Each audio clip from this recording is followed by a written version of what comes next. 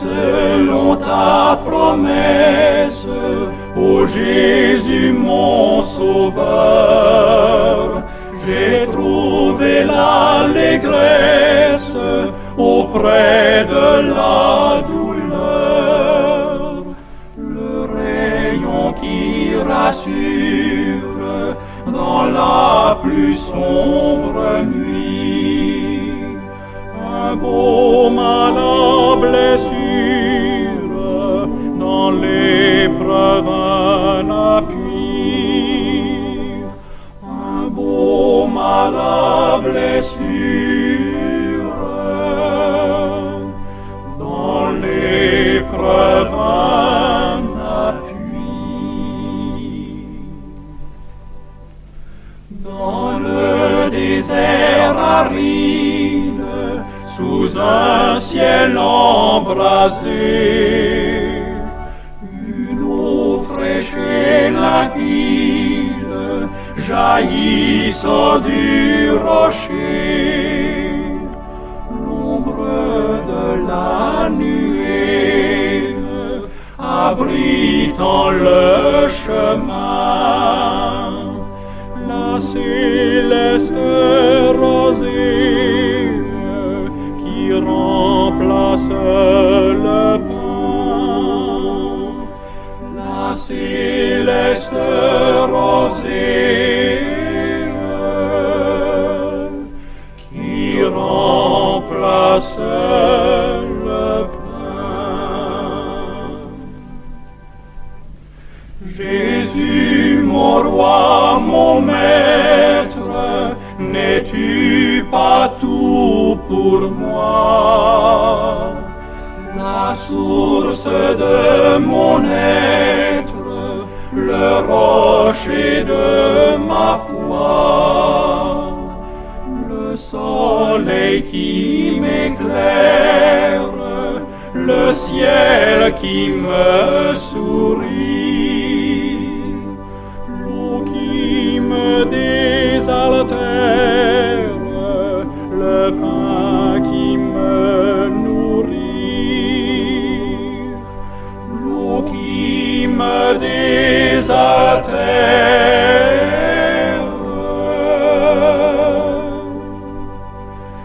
le pain qui me nourrit.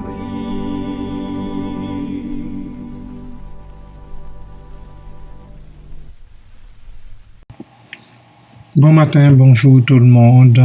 Que la grâce de Dieu soit avec votre esprit. Notre espoir en l'avenir. Oui. Dieu fait promesse. Il fait promesse à ses enfants, à tous ses enfants. Ainsi, nous chantons et disons, oui, selon ta promesse, ô Jésus, mon Sauveur, je trouve l'allégresse au fort, au sein même de la douleur. Car ainsi parle l'Éternel. De même que j'ai fait venir sur ce peuple tous ces grands malheurs, de même, je ferai venir sur eux tout le bien que je leur promets. Jérémie 32, verset 42. Le fait d'investir dans une demeure en vue des générations à venir constitue un pas de foi dans l'inconnu.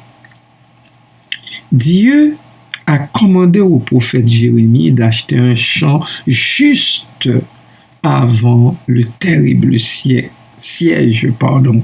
de Jérusalem par les Babyloniens. Jérémie 32, versets 6 à 12. Un texte que je vous invite à lire.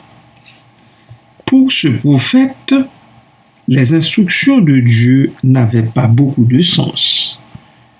Tous leurs biens et propriétés allaient être confisqués. Dieu a toutefois fait cette promesse. De même que j'ai fait venir sur ce peuple tous ces grands malheurs, de même je ferai venir sur eux tout le bien que je leur promets. C'est une parole d'espérance pour le peuple d'Israël. C'est une parole d'espérance pour le peuple de Dieu aujourd'hui encore. Pour nous qui nous disons Israël de Dieu par la foi. L'investissement immobilier du prophète constituait un signe physique de la fidélité de Dieu quant au fait qu'il ramenait un jour les Israélites dans leur pays. Même au cœur d'une effroyable attaque, Dieu a promis aux Israélites qu'il restaurerait la paix. Ainsi, les Israélites se remettraient à acheter et à vendre des propriétés et des biens. Versets 43 et 44 que je vous invite à lire par vous-même. Si c'est vous qui les lisez, vous allez comprendre beaucoup plus encore. Enfin, je l'espère. Nous allons donc écouter la fidélité de Dieu, parce que le Dieu que nous servons, c'est un Dieu fidèle. Ce que sa bouche dit, sa main l'accomplit toujours. Amen.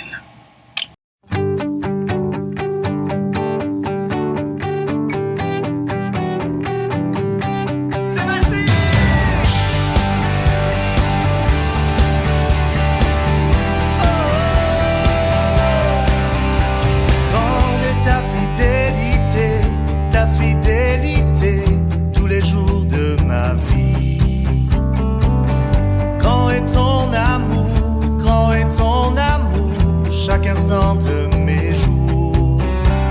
Grande est ta fidélité, tous les jours de ma vie. Grand est ton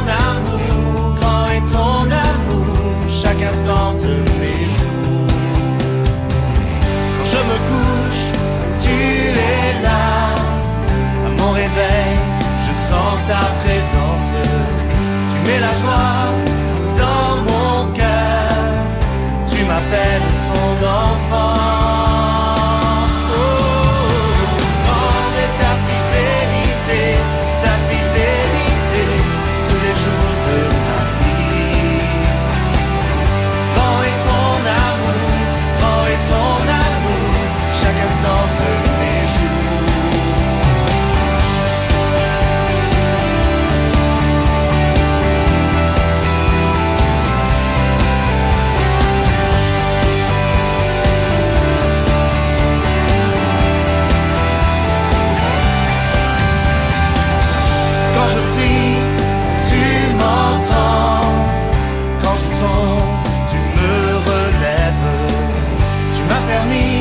Dans ta présence, avec toi je ne crains rien. Oh, grande est ta fidélité, tous les jours de ma vie. Grand est ton amour, chaque instant de mes jours. Grande est ta fidélité, tous les jours de ma vie, Seigneur. Grand est ton amour, chaque instant de mes jours. Oui, je crie à toi, j'élève ton nom à jamais. Je proclame ta splendeur, chante ta grandeur, toujours. Oui, je crie à toi, j'élève ton nom à jamais. Je proclame ta splendeur, chante ta grandeur, toujours. Grande est ta fidélité, tous les jours de ma vie. Grand est ton amour,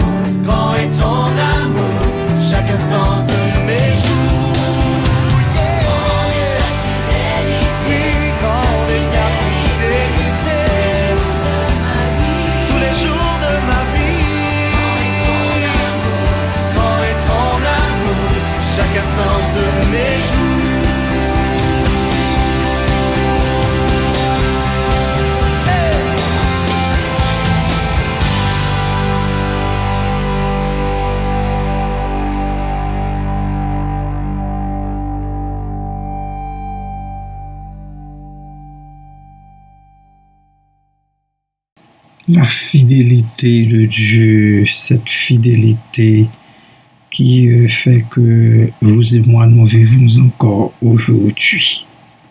Oui, aujourd'hui, nous pouvons croire encore en la fidélité de Dieu et choisir d'investir, pas dans l'immobilier, mais dans la foi. Il est probable que vous ne voyez pas la restauration de chaque situation.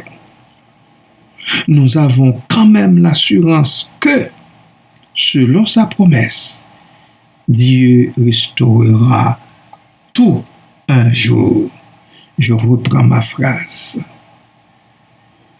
Il est très probable que nous ne voyions pas la restauration de chaque situation malencontreuse que vous et moi, nous sommes en train de vivre.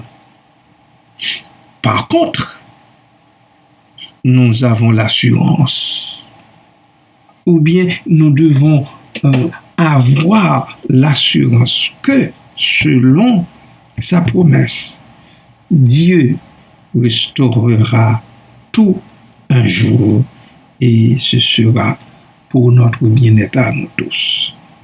Y a-t-il un événement qui vous amène à perdre de vue la fidélité de Dieu?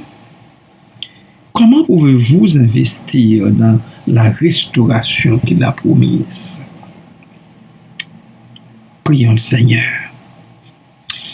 Dieu Tout-Puissant, Père éternel, nous nous courbons devant toi comme des indigents en quête d'aide et de secours qui doivent nous venir de toi seul. Nous voulons, ô Dieu, continuer d'espérer en ta fidélité et en ta fidélité seulement.